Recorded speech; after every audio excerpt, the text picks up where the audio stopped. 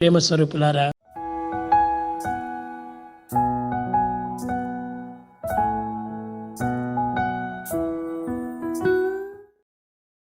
levels that we see in us and around us.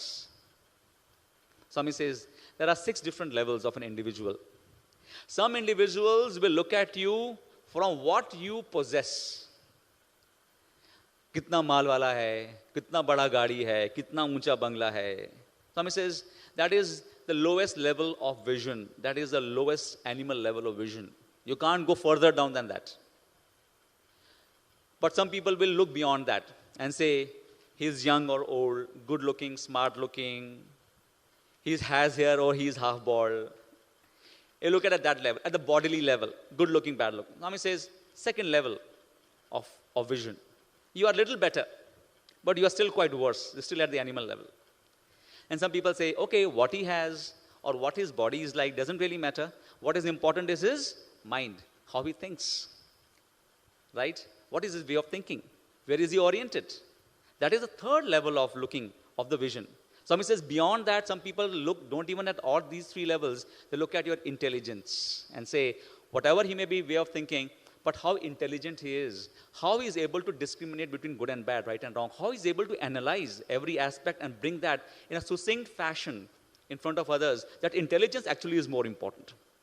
Swami says, beyond that, some people have the vision of the emotional character of the individual and says, whatever be his intelligence, if he doesn't have control over his emotions, his intelligence will always be clouded. He will never be able to take right decisions. So what is more important is, emotionally, how much is he balanced? When we give him a tough task, does he cave in or does he come up to it? What is his EQ, emotional quotient? Some people have that vision of that. That is even deeper than that. And Swami said, beyond that is your character.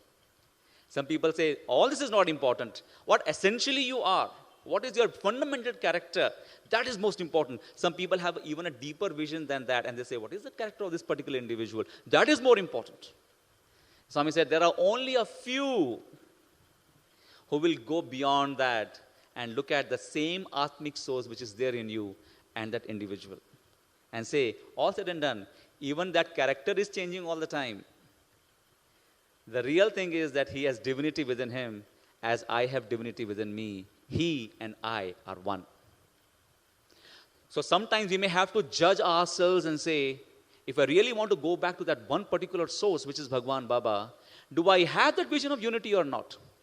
Am I only fluttering at the shallow levels of the body, mind, intelligence, emotions, and character? Everything that changes and can be seen as changing is untruth.